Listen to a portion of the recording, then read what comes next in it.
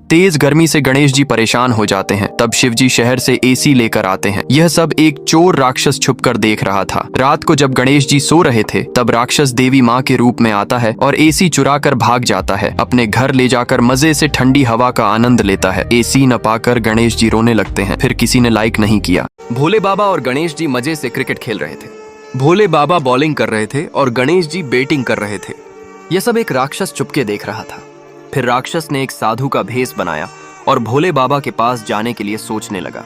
भोले बाबा के पास जाके बोला, मैं भी क्रिकेट खेलूंगा। भोले बाबा सब कुछ जानते हुए भी बोला, ठीक है। फिर राक्षस गणेश जी का बॉल लेके भाग गया। गणेश जी रोने लगे क्योंकि आपने लाइक सब्सक्राइब नहीं किया।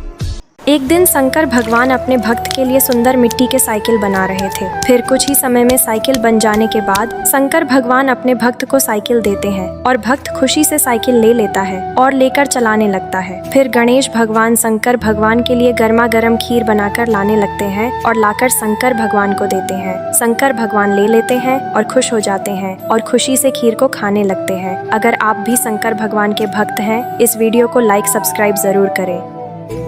एक बार हनुमान जी बच्चे के रूप में एक छोटे से गांव में जन्म लेते हैं। आज उनकी माँ उन्हें स्कूल ले जाने के लिए तैयार कर रही हैं, लेकिन उनकी पूछ सबसे बड़ी दिक्कत है। रास्ते में सभी लोग हनुमान जी को बंदर कह के चिढ़ा रहे थे। स्कूल में एडमिशन के लिए हनुमान जी टेस्ट में भी पास हो जाते हैं और प्रिंसिपल की पूछने पे हनुमान जी अपना नाम मारुति बताते हैं। तभी अचानक पंखा प्रिंसिपल के ऊपर गिरने वाला होता है, लेकिन हनुमान जी एक हाथ से ही पंखे को उसकी जगह पे फिट कर देते हैं, जिसे देख के प्रिंसिपल भी चौंक जाता है। हनुमान जी बोलते हैं, मेरी माँ मुझे 2 भैंसों का दूध पिलाती है, इसीलिए मेरे अंदर इतनी ताकत है। अब जैसे ही मारुति क्लास के अंदर जाता है, वो देखता है कि सारे बच्चे एक मासूम लड़के को परेशान कर रहे होते हैं। मारुति उस मासूम बच्चे से दोस्ती कर लेता है और शैतान बच्चे को सबक सिखाने के लिए उसे पंखे के ऊपर लटका देता है। आप भी मेरी तरह हनुमान जी के भक्त हो तो वीडियो को लाइक जरूर करना। अच्छा बता, कैसी बहू चाहिए तो को? मैया तू लावेगी मुकू? बोले बिल्कुल लाऊंगी, पहले बता तो सही तो को बहू कैसी चाहिए? रोज बोले बहू चाहिए बहू चाहिए। कैसी बहू चाहिए बता? मैया भोरी सी लइयो, ज्यादा तेज तर्रार मत लइयो। मैया बोली, क्यों तेज क्यों नहीं? बोले एक अकेली तू ही बहुत है तेज। मैया बोली, अभी बताऊं तो को? बातन ने बनावे। बोले मैया भोरी सी लइयो और छोटी सी लइयो। मैया बोली, नेक्सो तो तू और बहू कितनी छोटी चाहिए? बोले इतनी छोटी लइयो कि मैं जेब में धर के गैया चरावे जायो करूं। तोते जैसी नाक हो, बड़ी बड़ी आंख हो मैया। और मैया वा को स्वभाव कैसे हो पता है? मैया जैसे ही तू वा के सामने आयो करे सोई घूंघट कर ले और वही मुस्कुरा जाए करे, ऐसी बहू लिया। मैया बोली, वारे लाला कौन सिखावे तो को ये सब बात? बोले मेरे गुरुजी मधुमंगल श्री धामा वही सिखावे। मैया बोली, आंधदारी किन्ने आज बताऊंगी, ये सब सिखावे लाला को। एक दिन हनुमान जी मिट्टी से राम मंदिर बना रहे थे। तभी एक राक्षस आकर बोला, यह कैसा मंदिर है, मैं तो इससे बेहतर बना दूंगा। अगले दिन राक्षस ने हनुमान जी को चुनौती दी और दोनों में मुकाबला तय हुआ। पहले राक्षस ने बहुत ही सुंदर चांदी का मंदिर बनाया तो राक्षस के साथी खुशी से चिल्लाए, हमारी जीत होगी। फिर हनुमान जी ने अपनी भक्ति और शक्ति से सोने का मंदिर बनाया तो देवता बोले, सच्चा धर्म ही जीतेगा। अब निर्णय आपके हाथ में है। राक्षस को जिताने वाले कमेंट करें, हनुमान जी को जिताने वाले लाइक और सब्सक्राइब करें। चुड़ैल का बेटा रास्ते से गुजर रहा था, तभी बंकू छत पर से लैट्रीन कर देता है, जो सीधा चुड़ैल के बेटे के सिर पर गिर जाती है। चुड़ैल का बेटा ये देखकर जोर जोर से रोने लगता है और दौड़कर अपनी माँ के पास जाकर सारी बात बता देता है। चुड़ैल अपने बेटे के अपमान का बदला लेने के लिए गुस्से में बंकू के पास जाती है।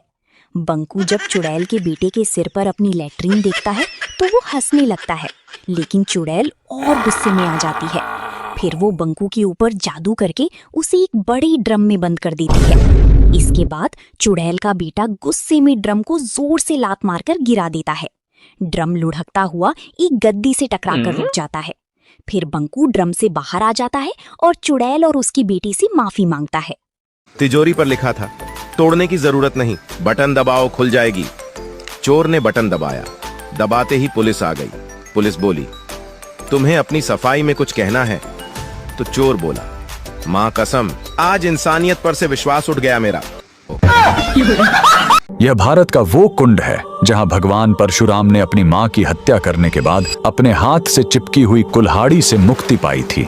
यह कहानी है महान ऋषि जमदग्नि और उनकी पत्नी पतिव्रता रेणुका की। कहते हैं रेणुका हर दिन नदी से कच्चे घड़े में पानी लाती थीं और उनके सतीत्व के बल से वह घड़ा टूटता नहीं था। उनके 5 पुत्र थे, जिनमें सबसे छोटे थे विष्णु अवतार परशुराम। एक दिन रेणुका ने नदी में कुछ गंधर्वों, स्वर्ग के संगीतकार को जल क्रीड़ा करते देखा। उन्हें देखकर एक पल के लिए उनका मन मोह में पड़ गया और उसी क्षण उनके सतीत्व का बल टूटा और कच्चा घड़ा टूट गया। जब वो आश्रम लौटी तो ऋषि जमदग्नि ने अपने योग्य बल से जान लिया कि उनका मन भटक गया था। वो इतने क्रोधित हुए कि उन्होंने अपने पुत्रों को आज्ञा दी, अपनी माँ का वध कर दो। जब चारों बड़े भाइयों ने मना कर दिया तो क्रोधित पिता ने उन्हें तुरंत पत्थर बन जाने का श्राप दे दिया। इसके बाद परशुराम ने पिता की आज्ञा को अपना धर्म समझा। उन्होंने भारी मन से अपनी कुल्हाड़ी उठाई और अपनी ही माँ का सिर धड़ से अलग कर दिया। उनकी आज्ञाकारिता से प्रसन्न होकर जमदग्नि ने वरदान मांगने को कहा। परशुराम ने तुरंत अपनी माँ को फिर से जीवित करने और साथ ही पत्थर बन चुके अपने चारों भाइयों को भी मुक्त करने का वर मांग लिया। सब फिर से जीवित हो गए, मानो कुछ हुआ ही न हो। लेकिन कहानी यहीं खत्म नहीं हुई।